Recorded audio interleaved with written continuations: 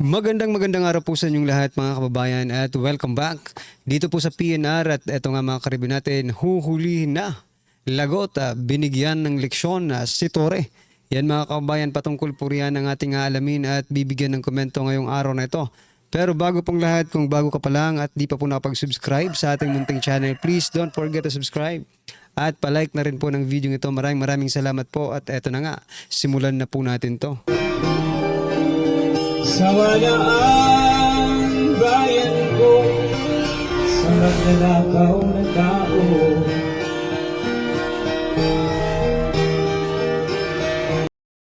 So yan mga kababayan, magandang araw po sa inyo. Araw ng Lunes, araw po ng pagboto ng bawat isang Pilipino. Pero bago po tayo bumoto mga kababayan, eto, panoorin po natin at alamin po natin ang mga nagte-trending na mga balita dito po sa mundo ng social media. At ito nga mga karibin natin, pasadahan po natin to, no? Mula po sa PNP mga kababayan, ako, eto po gusto kong bigyan ng reaction to kanina pa. Hinggil sa pagpapatupad ng warrantless arrest kontra vote buying. Ito mga kababayan, ang statement ni COMELEC Chairman George Erwin Garcia. Ang ating instruction, sabi po ni Garcia mga kababayan, ang ating instruction sa PNP bilang aming deputized agent na kinakailangan pigilan natin ang pamimili ng boto.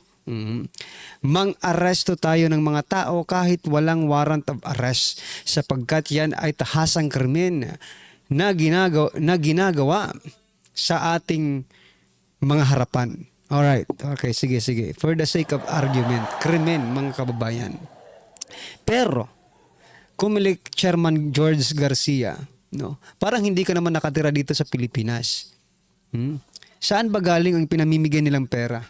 Diba? Hindi ba dapat mas paigtingin mo ang panguhuli ng mga politikong namimigay ng pera kaysa po doon sa mga pobreng binibigyan nilang pera? What do you mean? Huhulihin nyo yung mga pobreng binibigyan nila ng pera na sinasabi nyong vote buying? Di ba? Ang kakapal naman pala ng mukha ng mga politikong ito. Sila hindi makukulong, sila hindi mahuhuli, no? Kahit warrantless arrest. Kung ganun pala, kung warrantless arrest pala ang gusto ninyo, bakit hindi ninyo arestuhin si Luestro? Di ba? Sino yung isa? Si Estela Kimbo. Mga kababayan, bakit hindi nyo arestuhin? Warrantless pala eh. Simulan nyo sa mga politiko, wag po sa mga pobreng katulad namin. No? Wag po sa mga pobreng Pilipino, sa mga ordinaryong Pilipino. It is not fair, no? Huhulihin nyo yung mga ordinaryong Pilipino. Without warrant. Kasi harap-harapan na krimen na yan, di ba? Sabi mo. Pero thinking of it, mga karibin natin, saan galing ang perang ipinamumudmud nila? Dapat yung source ng vote buying ang asikasuhin mo, Garcia. Huwag mong takutin yung taong bayan na ganyan. Instead, takutin mo yung mga politiko. Bigyan mo ng sample. Yan po di ba? Sa totoo lang, bakit pobreng Pilipino ang aarestuhin nyo, warrantless arrest? Di ba? Sa bagay, well anyway, sila po ang masusunod, no? Gusto ko lang bigyan ng reaction based on my opinion ko lang naman ito, no? Baka sabihin nyo fake news. Ang tanong ko nga, ang opinion ba ng bawat isang Pilipino ay matuturing na fake news? Opinion niya komentaryo, di ba? It is freedom of expression mga kaubayan. Sa palagay ko, wala rin naman akong nalalabag na batas sapagkat sinasabi ko lang din naman na unahin mo yung mga politikong yan. Kaysa sa unahin mong hulihin ng warrantless arrest yung mga pobreng tao. Diba? Yung mga ordinaryong Pilipino. Ay, nako talaga mga kababayan. Well, anyway, ano pong inyong reaction dyan? Nakakalungkot lang. No? Dahil may instruction na pala ang COMELEC Chairman George Erwin Garcia na arestuhin ng warrantless arrest yung mga tao, no? Na maaaktuhan daw di umano ng vote buying. But thinking of it nga mga karibin natin, what is the source? Where is the money coming from? No? Where's the source? Who is the source? Yun ang dapat putulin, no? Kasi kung walang source, Oh, wala rin yan. Di ba? Wala. Alam niyo naman ang hirap ng buhay ngayon. Di ba? Kung yung sa ayuda, pinipilahan ng napakahaba, pumupunta ang tao. Di ba? I'm not recommending to do that. But, di ba, kung iisipin mo, yung mga tao pumipila nga sa ayuda, dito pa kaya? Natatawa lang ako mga kaubayan dito sa instruction no warrantless arrest. Nako, baka mapuno yung mga presinto natin kapag warrantless arrest. Oy, kayo mga kapulisan. Ha? Oy, nagsimula na yata eh. O, simulan nyo na rin yung mga warrantless arrest na yan. O, di ba? Anyway, ano po ang inyong opinion dyan mga karibin natin? Eto pa, pasadahan din po natin ito. O, ito dapat ang warrantless arrest, no? O, tingnan nyo ha. Teka lang. Ayan. Sabi po dito mga kaubayan, yan si Saldico and speaker. Basahin ko po sa inyo ha. Ang kagandahan kay speaker, meron ding puso. Ang akap, diretso sa tao. Ang kagandahan kay speaker, meron din puso. Kung ibang speaker yan, hindi papayag. Talaga. Kung ibang speaker yan, hindi papayag. Dahil puro kalokohan at pangungurap lang yan. Ha? Yan, nako po. Kasi ang akap, diretso sa tao. Kung ibang speaker gagawin kuyang pork barrel ay, hindi ba pork barrel yan? You are just giving us a hint, no? That akap is pork barrel, mga kaubayan, no? Binibigyan mo lang kami ng, ano tawag niya, ng hint? Binibigyan mo lang kami ng idea that akap is really a pork barrel. O ito, Comelec Chairman George Garcia, meron pong mga politiko no, na nababalitaan na namimigay po ng mga ayuda sa campaign period mga karibin natin. Hindi ba natin maituturing na vote buying yun? O, dapat bang arestuhin sila ng warrantless arrest? Kasi isa po yun, no? A form of vote buying, no, mga kaubayan. Mas matindi nga yun eh, kasi hayag pa nila yung kanilang mga plataforma, di ba? Yung kanilang mga gustong gawin, di ba? Oh. Ito po ang lantarang vote buying pero wala naman kayong ginagawa. Comelec Chairman George Garcia. Di ba? Yun na nga lang kay kay Luestro, di ba? O kung warrantless arrest, arrestuhin niyo na. Kay Dan Fernandez, di ba? Oh, arrestuhin niyo na. O kay Stella Kimbo, arrestuhin nyo na. Ito po ay mga anak ni Speaker. Ayon po kay Stella Kimbo, sila po ay mga anak. Itinuturing na anak ni Speaker Martin Romualdez at tinuturing din po nilang ama si Speaker Martin Romualdez. You know what I mean mga karibin natin, no? Alright, ito pa, pasadahan pa po natin mga karibin natin. Ito, si General Torre, ito po yung nasa thumbnail natin, no? Lagot, binigyan ng leksyon si Torre. O, ito po ang leksyon mga kababayan. May mensahe po ang isang retired PNP General mga kababayan kay CIDD Chief General Torre. Ayon po kay PNP retired General Fillmore Escobar, ang kapangyarihang tinatamasa habang nasa posisyon ay pansamantala lamang. Ngunit ang uukit sa kasaysayan ay kung paano ito maaalala sa mga ginawa nito. Correct. Palakpakan po natin. Diba? Totoo naman eh. His position of power is temporary. What will be each forever is how will be remembered. Yan mga kabayan, no? Ano bang matatandaan sa bagay, no? Ito kasi dapat, ang ginawa ni Torre, no? Kung noong mga unang yung bata-bata pa siya, di ba, nung mga bata pa siya, he did something good, no? Kung may ginawa man siyang kabutihan, dapat minintain niya lang yun eh. Diba? Para in the long run, hanggang sa mag-retire po siya, maaalala po siya ng maganda. Kaso nga lang, nasimulan kasi sa Calbayog City, mga karabin natin, persona ng grata po si Torre. That's why, may history talaga, no? Sabi po dito ni retired General Fillmore Escobar, once his masters have achieved their political goals, it remains to be seen whether they will remember him. He is simply a tool. Tama, ginagamit lang talaga siya kasi gamit lang naman talaga siya. Tool.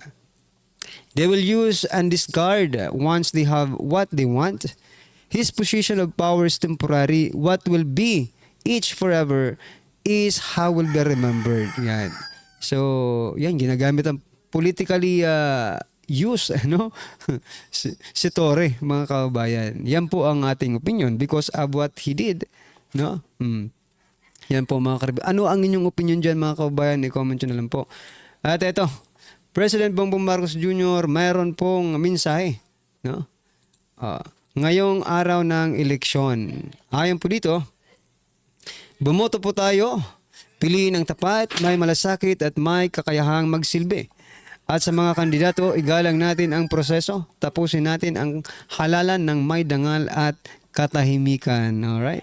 Napakagandang pakinggan, no? Kung palaging ganito ang sasabihin ng ating Pangulo, napakaganda po. Pero teka lang. Yung sinasabi niyang tapat, may malasakit at may kakayahang magsilbi, ay nandun ba sa alyansa? Di ba? Well, everybody, no? Everybody may kakayahang magsilbi. Kahit sino pa yan. As long as physically fit and mentally healthy, no? Magsilbi. Ang problema lang yung tapat at malasakit, no, mga kababayan. Kasi parang okay, meron kang kakayahang magsilbi, pero ang problema yung pagiging tapat mo at pagkakaroon mo ng malasakit sa ordinaryong Pilipino. Diyan po tayo nagkakatalo. Kaya eto mga kababayan, no. For the last time, eto. Yan sila po ang may malasakit at tapat mga karibin natin na magsilbi sa ating bayan. Alright? Okay, ito pasadahan din po natin ito mga karibin natin. Senator Amy Marcos, breaking news. Senator Amy Marcos pinasok ng PDP laban sa Duterte line-up kasama si Camille Villar. So mga kababayan, hindi po nasunod ang habilin. Hindi po nasunod ang endorsement ni former President Duterte na Duterte plus 2, no? Hunasan and Colonel Quirobin, no? Instead, the PDP laban, eto ang PDP laban niya yun. Duterte line up plus 2, Camille Villar and Marcos, mga kababayan. May Marcos. So, kayo na lang pong bahala. Total, win-win naman yan eh. If Gringong Nasan and sino to, si Colonel Quirobin ang manalo, win-win pa rin. Pag dito rin tayo, walang problema. The more alliance we have, the more and then the stronger we are, mga karibin natin. Okay? Alright, ito po, last natin pag-usapan natin, play na po natin yung video. Ito, President Bongbong Marcos Jr. Noong kahapon po ito, May 11, mga kababayan, ito pong sabi niya. Iba-iba man ang ating paniniwala, yan ang diwa ng demokrasya. Pero pagkakaisa ng opinyon ay hindi dapat mauwi sa gulo o pananakot. Ipaglaban natin ang kinabukasan sa balot, hindi sa lansangan, hindi sa karahasan. Kaya bumoto po tayo, piliin ang tapat, may malasakit at may kakayahang magsilbi. Alright, mga karibin natin, ito, no? Sabi po dito, diwa ng demokrasya. Pero ang pagkakaiba ng opinyon ay hindi dapat mauwi sa gulo at pananakot. Yan po ang gusto kong i-point out dito. Yung pagkakaiba ng opinyon.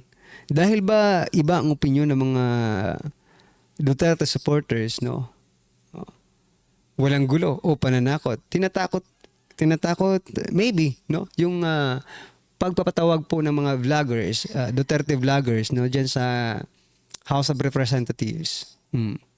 Maybe it is a sort of pananakot, no? Para sabihin na, oops, wag niyo nang ulitin to. You know what, mga karibin natin, may mas malala pang mga vloggers dyan, na mga BBM vloggers, no? Na mas malala pang magsalita dyan. Yung iba, medyo below the belt na nga below the belt na, mga kababayan, kung magsalita. Pero, nagtataka lang ako, hindi po nila pinatawag ng isang BBM vloggers po dyan sa TRICOM na yan. Diba? Well, anyway. Ano man po ang inyong opinion dyan, mga kababayan, i-comment nyo na lang po. At eto na. Pasadahan po natin to at bigyan natin ng reaksyon. Eto na po. Pag-usapan natin ngayon si CIDG Chief General Torre na kung saan inamin niya sa isang interview na may isang bagay na ikinagulat niya. In fairness kay General Torre, meron siyang tapang. Tingnan nyo, pag KOJC raid, siya talagang man on the ground. Itong pag-aresto kay PRRD, talagang mayroong decisiveness. Kung may mission na ipatupad sa kanya, kayang-kayang gawin. So, ito, mayroong isang bagay na pagulantang sa kanya. Bakit siya magulantang? Bakit siya nagulak? Shock. Inamin niya, I was shocked. Na-surprise. Hindi niya inaasahan na mangyari ito sa kanya. So ito, ano yung nakagulantang kay General Torre sa Philippine Star ngayon? Balita. Torre surprise overcharge. Yung kinasuhan siya ng isang businesswoman sa piskalya, hindi niya inasahan yun. Kaya ito, Torre surprise overcharge. Bakit? Ito, politics in PNP. Biktima daw siya ng politika. Alam nyo, may tinatawag yan na sa amin sa AP, militics, military politics. So kung may military politics, meron ding PNP politics. Ito na yung sinasabi niya. Okay, basahin ko. With General Romel Marbel retiring as Chief of the Philippine National Police in June next month, Criminal Investigation and Detection Group Director Major General Nicolas Torre III is not discounting the possibility that the illegal detention case leveled against him and 9 other CIDG officers might be related to politics within the PNP. Dahil agawan na ito sa pagiging chief PNP. Sino pa naman ang ayaw maging PNP chief? Maraming nag-ambisyon niya. Okay, ito ang sabi niyo. I was shocked. Nagulantang.